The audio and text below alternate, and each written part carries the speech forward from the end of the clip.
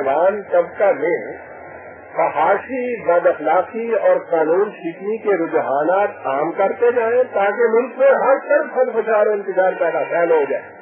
اور دوسری طرف مذہب پرست طبقہ کو ایسے مشاغل میں الجھاتے چلے جائیں جن سے وہ عالم کردار سے یکسر بیگانہ ہو جائے اور بنیادی یا سیاسی امور میں دلچسپی لینا چھوڑ دیں، کیونکہ یہ لوگ کسی اخلاقی قدر کے قائل ہی نہیں ہوتے،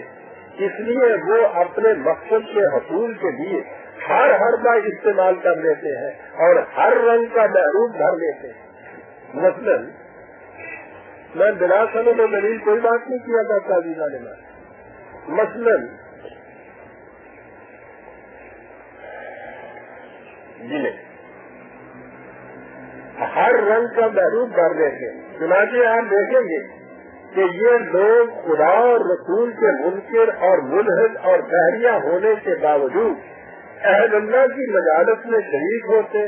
صوفیہ کی تقاریب میں بڑھ چڑھ کر حصہ لیتے، حتیٰ کہ عید میلاد النبی صلی اللہ علیہ وسلم کے سلسلے میں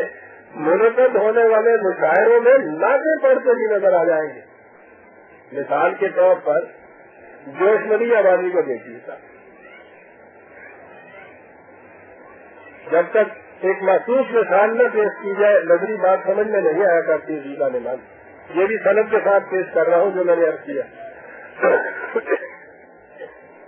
وہ اپنے آپ کو کھلے بندوں خدا کا منکر کہتے ہیں۔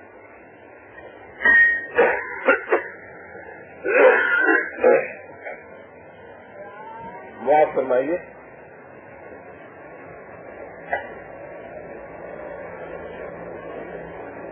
تقسیم سے پہلے نام لینا پڑا،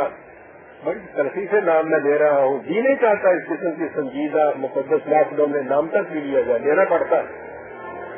تقسیم سے پہلے انہوں نے اپنے ماہنامہ کلیم کی ایک اشاعت، کلیم ان کا ایک ماہوار خرچہ نکلتا تھا، ان کی ایک اشاعت نومبر 1937 میں عزیزان من میں جو رونا رویا کرتا ہوں کہ پاکستان کی تاریخ ہی نہیں مرتب کی گئی، سازش ہے بہت بڑی کہ صحیح تاریخ آنے نہ پائے آپ کے سامنے، اس تاریخ میں یہ واقعات درج ہوں گے نہیں،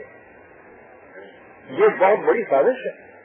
اور اگر کہیں اب اس کی تاریخ اٹھتی ہے، قائد اعظم کے سوانح حیات، پاکستان کی تاریخ، نظریہ پاکستان کے متعلق قوم کو بھوشناس کرانے کے لیے تصالیف، اس کے لیے اب وہ آ رہے ہیں، وہ برسیاں نہیں سالانہ بنانے کے لیے جو تقریبیں آ رہی ہیں، یہ ساری تاریخیں قائد اعظم کی سوانح حیات، نظریہ پاکستان کے متعلق یہ مسلمات تصالیف، یہ سب ان لوگوں کے سپرد کی جا رہی ہے جو خدا اور رسول کے منکر ہیں۔ تو 1937 نومبر کی اشاعت میں اپنے رسالے کلیم میں اس شخص نے یہ لکھا تھا، معاذ اللہ نقل کفر نہ باشد، کہ عظیم الشان پیغمبروں کی حسرت ناک تاریخیں اور ان کی پاکیز زندگی کے حوصلہ شکن حالات ہمارے سامنے ہیں، اور ہم سے صاف صاف کہہ رہے ہیں کہ انسان کی سستی ہوئی رگ کا چھیڑنا کس قدر بے نتیجہ اور خطرناک ہوا کرتا ہے۔ مذہب کا بیان ہے کہ خدا نے انبیاء کے ذریعے نو انسان کی اصلاح کرنی چاہیے تھی، اور اس سلسلے میں ہزاروں نہیں لاکھوں انبیاء مبعوث فرمائے تھے، مگر اس کا نتیجہ کیا ہوا اس کا جواب مجھ سے طلب نہ فرمائیے۔ عام انسانی حالات و معاملات کو دیکھ کر ذرا اندازہ لگا لیجیے کہ انسانیت کا سواد اعظم کس راستے پر گامزن ہے۔ اور عزیزان مان، ضرورت نہیں میں اپنے آپ میں پاتا کہ ان کی اس نظم کو بھی پیش کروں۔ اس کا آخری مصرع یہ تھا، وہ نظم تھی خدا کی ناکامیاں، یہ عنوان ہر نبی کی زندگی کے متعلق لکھتے، اور اس کے بعد کہا تھا کہ یہ بھی ناکام رہا، یہ بھی خدا ناکام رہا، یہ بھی ناکام رہا۔ تو آخری چیز تھی نبی اکرم صلی اللہ علیہ وسلم کی مصنف اشارہ کرتے ہوئے کہ جس خدا کی ضرب آخر بھی اچٹ کر رہ گئی،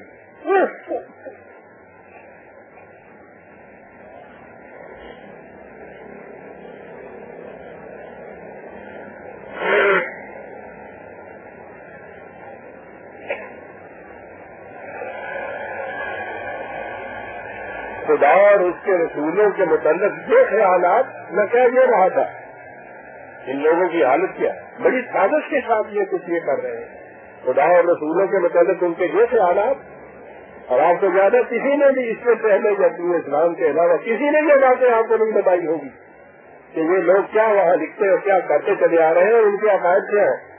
خدا اور رسولوں کے متعلق یہ خیالات. اور اس کے باوجود آپ نے دیکھا ہوگا کہ وہ محرم کی مجلسوں میں کس طرح جھوم جھوم کر مرثیے پڑھتے اور اللہ صلی علی محمد وعلی محمد کے نعرے بلند کرتے.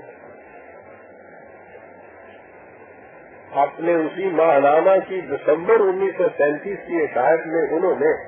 مذہب اور وطنیت کے متعلق ان خیالات کا اظہار کیا تھا کہ اپنے آپ کو مسلم یا ہندو پہلے اور ہندوستانی بعد میں کہنا جغرافیائی صداقت اور فطری قانون کے بھی خلاف ہے. مذہب زیادہ سے زیادہ ایک ذہنی لباس ہے, اور لیکن قومیت اور وطنیت تو ہمارے بدن کی جلد ہے. بدن کی جلد کیسی؟ قومیت تو ہمارا گوشت اور ہمارا شریر ہے. لباس تو ہر وقت بدلا جا سکتا ہے, نہیں بدل, لیکن گوشت اور خمیر کو کون بدل سکتا ہے؟ ایسا کیوں ہے؟